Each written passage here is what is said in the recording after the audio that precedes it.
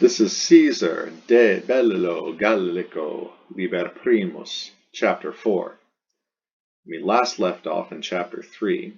The Helvetian Orgetorix had enlisted the aid of Casticus, the son of Cadamenteloidus, a Sequani, and Dumnorix, the Iduan, the brother of Diviciacus, to join him in a conspiracy. Orgetorix wants to become king of his state, of the Helvetians, and so he has convinced the entire Helvetian state that they have narrow borders, that their territory is too small for their population, and also for the glory of warfare. For these are a bellicose people, they like to fight, and the fact that they have narrow borders means that they're not able to wage warfare as effectively as they would like to. Therefore, Orgetorix has proposed to the populace that they pick up everything that they own, and they emigrate and they leave their Helvetia and go to Gaul proper. Of course, this is going to cause great disruption in the Gallic tribes in the area. Orgetorix plans that he and the Helvetians, because they surpass the rest of the Gauls in virtus, in their manly martial courage, that they will gain control over the whole of Gaul. So Orgetorix has asked and persuaded Casticus and Dumnorix to join him in this venture. And now we begin with a little bit of his downfall. Ea res est Helvetiis per indicium enuntiata. Notice that the verb enuntiata is delayed to the end, but that's just the participial part of the verb. The main verbal part is the est, the helping verb, and that tells you the tense, and it's perfect and it is passive. But first, the ea res. The ea res, ea is modifying the res, and it's telling you which res, which stuff, res, rei, feminine, we're talking about. We're talking about all this stuff that has occurred beforehand. You could translate res as the conspiracy. So this conspiracy, or these dealings, or all of this stuff that Orgetorix went on his journey for. These dealings, this conspiracy, est enuntiata est, was announced, and the e in nuntio nuntiare means it was publicly announced. It was announced out loud. So it was publicly reported, Helvetiis, dative, to the Helvetians, per indicium. Per takes the accusative. Here it means through witnesses or through informants. Somebody blabbed, somebody told the rest of the Helvetians what was going on. Ea res est Helvetiis per indicium enuntiata. This matter was reported publicly to the Helvetians through informants. Moribus suis Orgetoricem ex vinculis causam dicere coegerunt. So moribus suis, we have a suis agreeing with moribus, most morus masculine, meaning manners or customs. You should be familiar with the hallmark, conversatio morum. So a turning of morals, a turning of the way that things are done. A mos morus is sort of the way that you do something. We do get the English word moral from this. It means custom. It means what you tend to do each and every day. So according to suis, their own customs, you should really wait to find out what the main verb is before you translate the reflexive. You should always be able to circle the reflexive, so circle suis, and draw an arrow from that reflexive, from that suis, to the subject of the sentence. And the subject here is delayed for the end. But remember that the reflexive will always refer back to the subject of the main verb, or the verb at the head of the sentence. Orgetoricem, the accusative of Orgetorix, masculine, singular. Ex vinculis, ex plus the ablative, out of, here just means from, and it means from a position, so, or from chains. Orgetorix is now in chains. Well, that escalated quickly, so the conspiracy is reported publicly to the Helvetians, informant, they blab, they talk, and moribus suis, that's an ablative of accordance, and we're going to translate as according to. Usually the ablative of coordinates takes an ax, or sometimes it does. Here it does not. You could also say it's an ablative of cause, but really believe I've read in commentaries that this is technically considered an ablative of accordance. So, according to their own customs, the subject being the Helvetians, Orgetoricem, he's going to be the accusative, either the direct object or maybe even the subject accusative of some sort of objective infinitive. Ex plus the ablative, ex vinculis. A vinculum is a chain, so these are from chains, like handcuffs. So Orgetorix has been chained or cuffed. So from chains, causam, another accusative, and that's going to be the direct object of dicere. Dicere is going to be an objective infinitive, and so Orgetoricem is going to be the subject accusative of that objective infinitive. The subject accusative does the objective infinitive. So phrases like, he forced the farmer to hand over the money. He, the subject, forced, there's your main verb, the subject accusative farmer, because you're forcing this farmer to then do an action. The only case that can do an infinitive, be the subject of an infinitive, is the accusative, which is why the accusative is the subject of an indirect statement. Here, the subject of the infinitive dicere is Orgetoricem. We want Orgetorix to dicere causam, to plead his case, to say his cause. He's got to, from handcuffs, from chains, plead his case. And this is according to the customs of the Helvetians.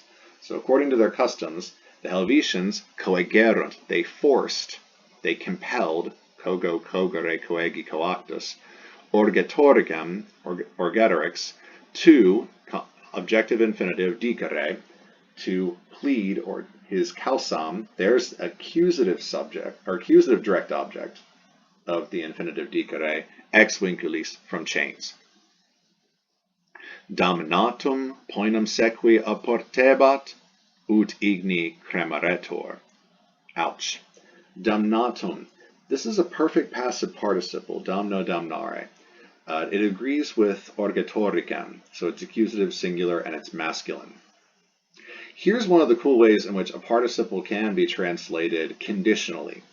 The typical way to translate this, damnatum, is if condemned, if found guilty, if damned. The translationese way that we would translate this would be having been found guilty. And it hasn't happened yet. We're speaking from a vantage point, oportebat, where he's already been found guilty. But because it hasn't really happened yet, it is preferable to translate damnatum as a conditional, if. If found guilty, poenam sequi oportebat. The subject of an oportet verb, if you look up the word in the dictionary, oportet, oportere, oportuit, you'll notice the third person singular T endings on those. That's because oportet is an impersonal verb, meaning that it is the subject. Third person singular neuter, it is the subject. We have these in English, like it is raining, it is snowing, it is bright outside. What's the it? It's impersonal, third person singular. Latin has these too, and oportet is one of them. You translate this as, it is necessary for an accusative to do an infinitive. Oportebat.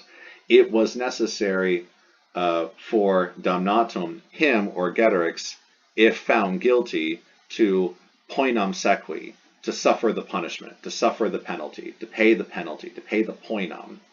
And that is clarified, ut igni cremaretur, that he be cremated by fire, best to say that he be burned alive.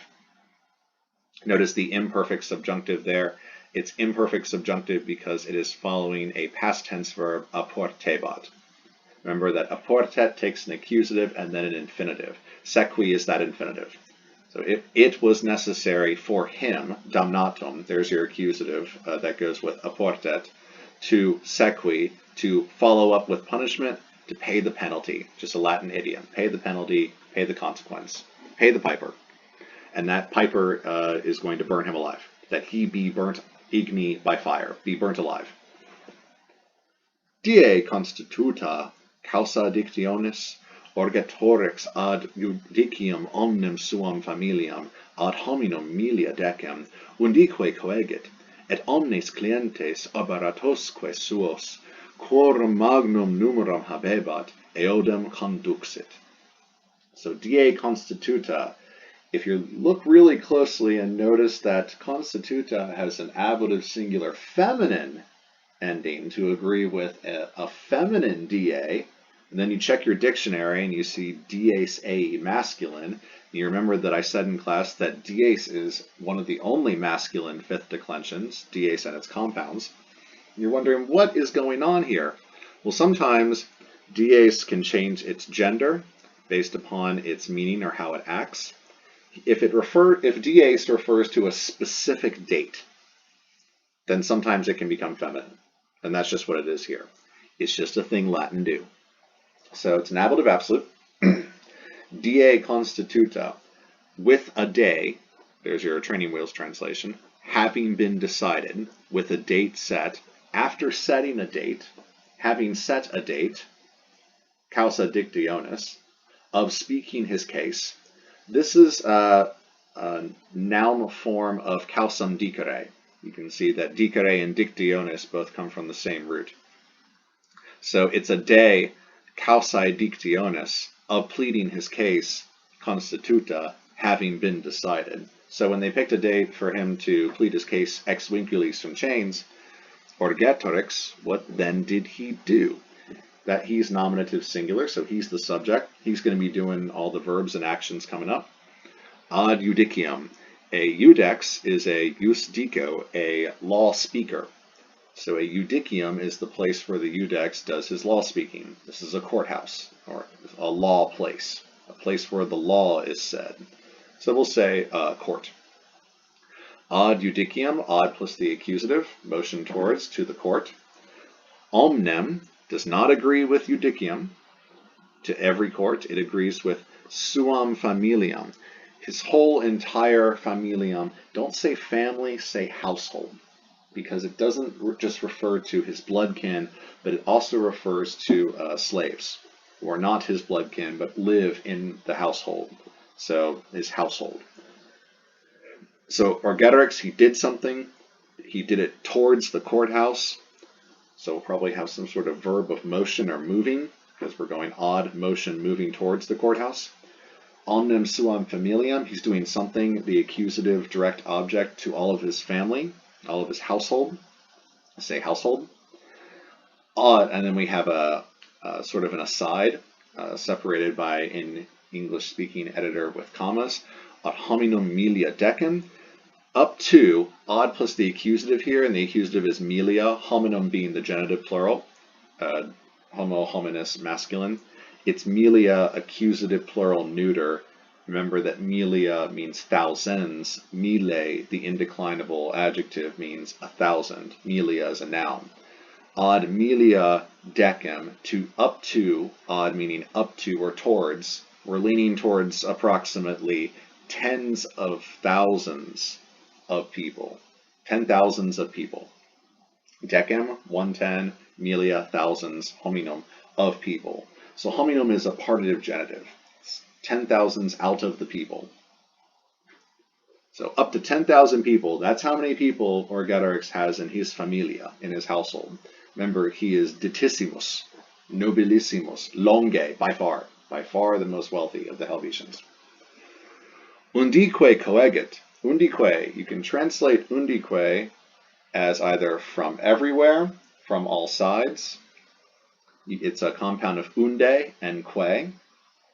You can also translate it using the English word algates, A-L-G-A-T-E-S, algates, meaning on all gates, on all sides, from everywhere. Or every whichever. That's also a good one. Every whichever. Or every whence. Every whence is another good one. I love every whence. So every whence coegit, meaning from everywhere, coegit, he gathered them. We've had coegerunt up there. It's the same verb, and that meant they forced. Here it means gathered. I know this one means gathered and not forced, because forced requires another verb. It requires that objective infinitive dicere. So the Helvetians previously, they forced the subject accusative Orgetoricem to dicere, to plead his case.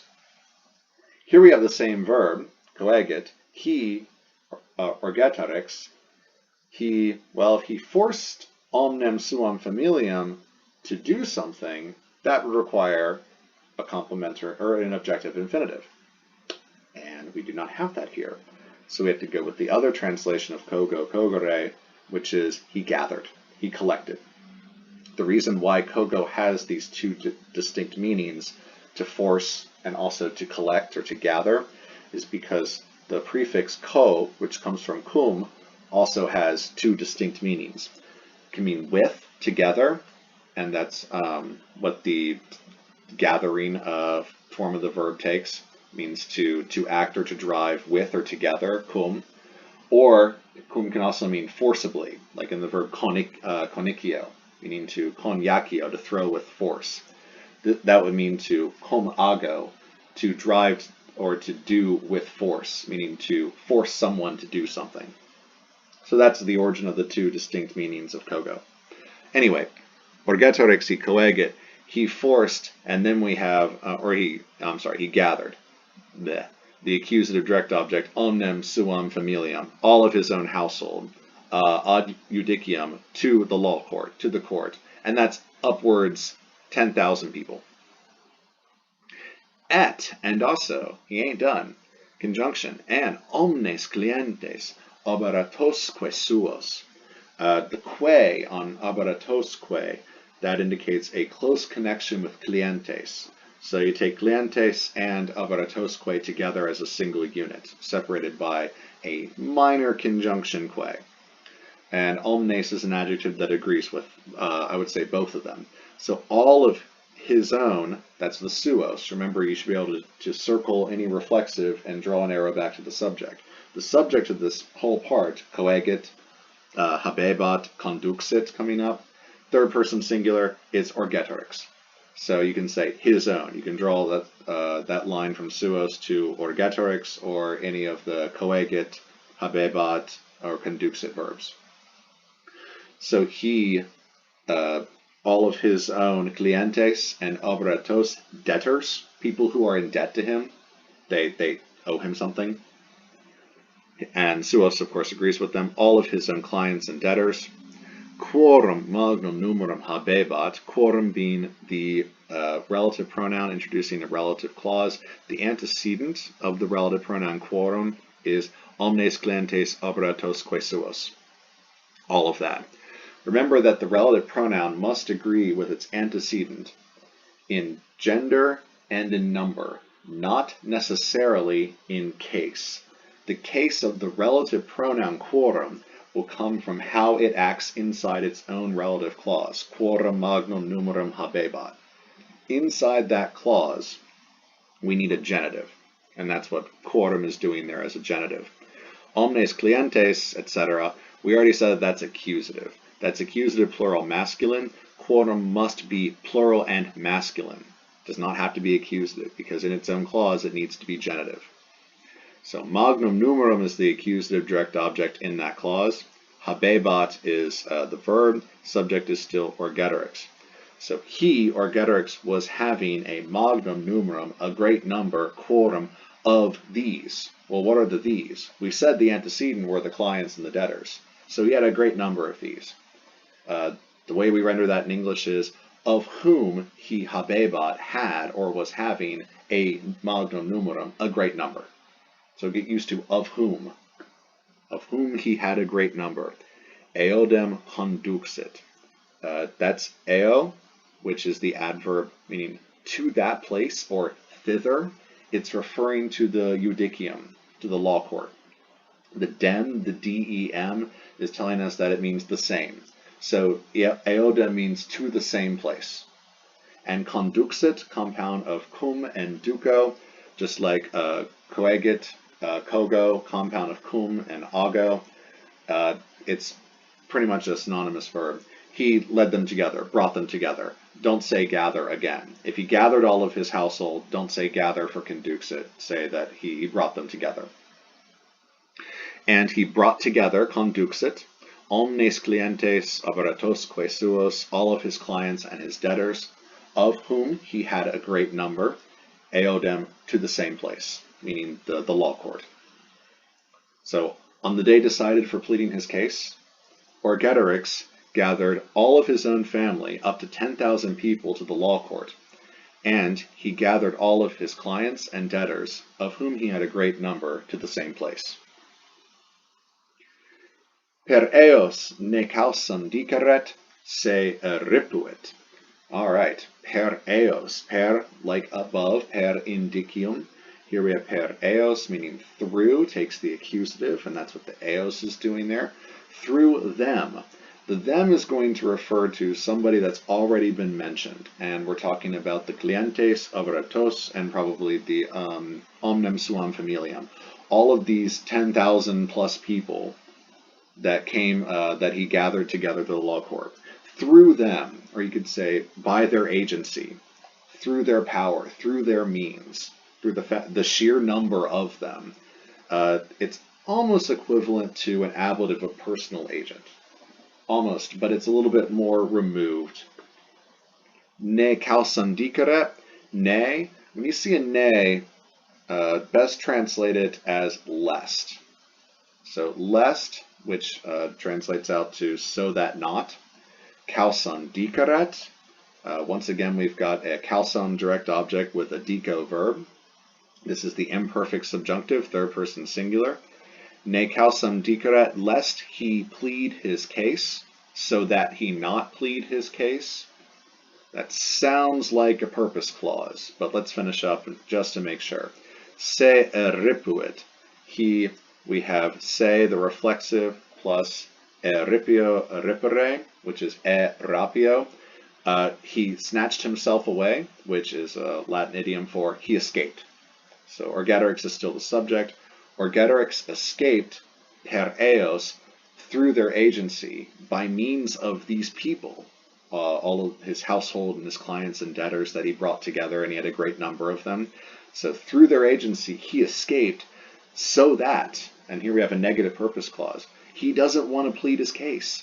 It would be bad if he had to go before some sort of judge in a law court, and if he were forced to tell the truth about his conspiracy and his dealings with the sequani and with the iudicium. That would not look good for him.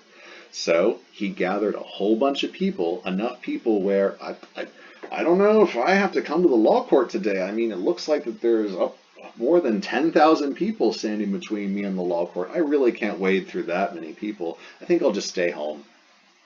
Se ripuit. He escaped.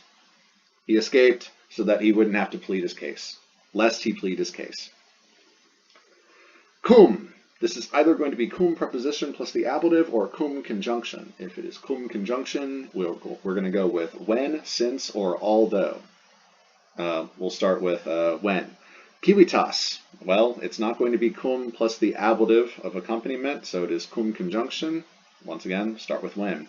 When the civitas, nominative subject, when the state, so Helvetia, Helvetia, ob eam rem, ob and propter take the accusative, on account of, because of, on account of this thing, because of this thing. What thing? What stuff are we talking about? It's probably that, Orgetorix, despite the fact that he was supposed to plead his case in cuffs, he decided that, I'm just not going to do that. I'm sorry, I didn't realize that I, wasn't allowed to conspiracy. I'm just not going to come to the law court. I can't be bothered. I apologize. Do I apologize? No, not really. I'm just not going to come to the law court. I've got 10,000 or more people that tell me I don't have to go. So when the state, on account of this affair, on account of this situation, incitata, incitata, that is, we're getting a little bit violent. That means roused. That means woken up or incited to anger. Like, think of a mob. Think of a mob getting the pitchforks, getting the torches ready. You got your own pitchfork? No, sorry. Oh, well, I have an extra. Here, you can borrow mine. Oh, thanks. It's awesome. It is a perfect passive participle. It agrees with civitas. Both are nominative singular feminine. So when the state, comma, having been incited, having been angered, ob eam rem, on account of this situation. Yeah, they weren't happy that Orgetorix was trying to escape justice. So the state was not pleased. Incitata. Armis. Ooh, okay, now we got the weapons. Jus suum exequi conarretur multitudinamque hominum ex agris magistratus coegerunt Orgetorix mortuus est. Bam! What? Orgetorix mortuus est. You don't need to know too much Latin to know that it didn't turn out so well for Orgetorix. I was tutoring someone once on this passage, and they were visibly shocked that it turned out like that. Wow, what a great Caesar sentence. So when the state incited to anger on account of this situation, armis jus suum. So armis is either going to be dative or ablative plural, neuter of arma, armorum, neuter plural. Jus, juris, neuter, law. That's where we get the root of the word justice. Suum agrees with jus, both are nominative or accusative singular neuter. So suum, once again, reflexive, circles the suum. You should be able to draw an arrow from the reflexive suum to the subject being the civitas, the state. So it's the state's jus. It's the state's law, the law of the civitas. The civitas owns the state. If that looks weird to you, if you're looking at suum and civitas and wondering how can they refer to each other, I think of it this way. The su, the su part, that always refers to the subject. So that's how I know it links back to the subject, whatever the subject is. And in this case, it's civitas. The there, that ending, that's the adjective part. That has to agree with a noun or act as a substantive. Here it is agreeing with a noun, which is jus. So is making sure that we're linking the suum with jus. So it is the, whose law is it? Whose jus is it? It's the state's. It's the civitases. Exequi, to follow up, to, I would say, exert in English, to exert its own laws. Armis, and that gives us a little bit more flavor on what case armis is. Armis is now ablative. Ablative means, by means of arms. So once again, yeah, they tried to pick up their pitchforks, or they tried to get some other weapons going. To exequi jus suum, to exert its own law. Conarretur, from conor, conari, conatus sum. Look, it is deponent. So looks passive, please translate as active. Imperfect subjunctive. And this imperfect subjunctive goes with the cum. So we know this is a cum temporal clause, definitely. When. So when the state, comma, having been roused to anger on account of this situation, comma, conarretur, tried, so when the state tried to, screams out for a complementary infinitive, and that's exequi, which is also a deponent verb. So it looks passive, please translate as active. To exert its jus suum, its own law, its right. It's right to try criminals, to bring criminals to the law court for justice. Orgetorix is subverting that jus, that law, that justice, by escaping justice. So the state decides that it's going to act accordingly. To exert its own law, armis, by means of arms, with weapons. They're actually going to turn to perhaps bloodshed in order to do this. They're going to give it a conarretur, give it a try. Multitudinamque, the que, we're not done, the enclitic conjunction. And a multitude, from multitudo, multitudinous feminine, that's the accusative singular feminine, probably going to be a direct object, maybe. Multitudinem hominum, a multitude, a great number, hominum, of people. So once again, genitive. Great number of people, out of the people. Ex agris, ex, ablative of separation, from the fields. So they called together a posse from the fields. The state, they summoned people from the fields. All right, we need as many of you people as possible because this guy we're after, he's the wealthiest. He's the most noble of our state. He has more than 10,000 people in his household, plus clients and debtors who apparently will form a human shield around him. So call in the posses from the fields. Make sure you bring your daddy's sword. Sharpen up first. Bring some armor. Yeehaw. So coegerunt is our verb here. Coegerunt is coordinate with constituta. Both are imperfect subjunctive. These are the two verbs that the state tried to do in the cum clause. They're separated by the que on the end of multitudinum que. So that's the conjunction. So they tried to do something and they coegerentur, and when they were coegerentur, that's either, once again, it's our third time we've had this in this chapter, cogere. It's either force or compel, it's force, compel, or gather. It's probably gather, because, and they gathered a multitude of people from the fields, and then magistratus tells us what the subject is, because, yeah, coegerunt is third person plural, and civitas is singular. So the subject of coegerunt is the magistratus. There should be a macron over the u. So magistratus. And the magistrates mean the elected officials, the magisters. So when the magistrates gathered a great number of people ex agris from the fields, boom! Didn't see that twist coming until you read it in Latin. Orgetorix mortuus est, died. So that's the main sentence. The main sentence is Orgetorix died. Orgetorix mortuus est. And when did it happen? Well, cum civitas obaeratosque and all that stuff. So this is Caesar style, and it's not just Caesar style, this is sort of Latin style. They love suspense. They love to do twist things like this. They love to delay big action points. So especially Caesar. Caesar loves to start out with the setting, the time when the action's happening. He likes to start out with the circumstances. He likes to start out with the cause, with the reason. And then he'll do sort of the conclusion as the main clause. He constructs his Latin somewhat like a syllogism. So proposition A, proposition B, proposition C, proposition D, and then conclusion.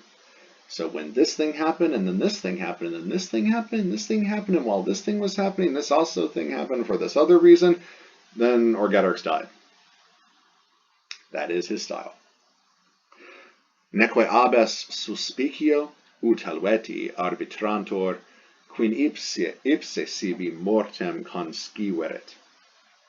So neque abes suspicio, this is an example of Helvetiis. And if you read that word, you probably say litotes, but it is Helvetiis. Is understatement for effect. So we have neque compounded with ab est. So suspicion was not absent. This is a roundabout kind of poetic way of Latin saying there was no doubt. And he's using Helvetiis to really emphasize that there really is just no doubt. Don't put your tinfoil hats on. There's no conspiracy that he faked his death or that someone assassinated him or anything like that. Guys, neque abes suspicio. There really is no doubt. Ut Helvetii arbitrantur. Like the Helvetians think. As the Helvetians think. Guys, even the Helvetians think this. There's just no doubt. And clauses introducing doubt. So dubium, dubito, neque abes suspicio. They're usually followed up by quin, and you can see it right there, quin ipse, quin or quo minus. Sometimes quo minus is written as one word or two words. Quin is a compound of qui and ne, and qui is the old Latin ablative of qui, and that probably seems really weird. It's quine, whereby not, and we're just going to translate as that. It sometimes stands in for the ut in a result clause, quin, or quo minus. Another way you could translate quo minus or quin is whereby the less. And you're probably wondering, where on earth am I actually going to use that? And it could come up, and I'll point it out to you if it does. Here we're just going to say that. There really is no doubt, as the Helvetians think, that ipse refers to Orgetorix, that he himself, that the man himself, the very man, that is an emphatic pronoun or an intensive pronoun. It intensifies and reaffirms who we're talking about, and that's Orgetorix. Nominative singular masculine subject. Sibi, there we have the reflexive. Once again, draw a circle around the reflexive, sibi, and you can draw an arrow from sibi to the subject, and that is ipse. And if ipse refers to Orgetorix, so does sibi. So he himself did something to dative himself.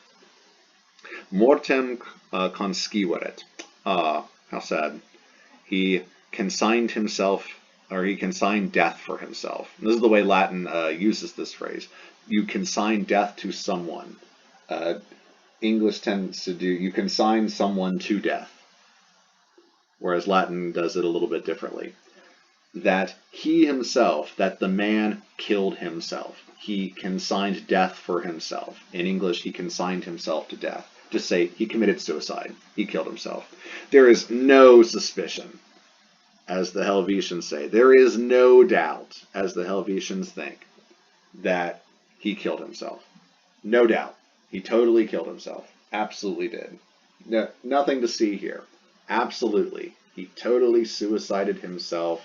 Don't worry about it. Stop asking questions. He killed himself.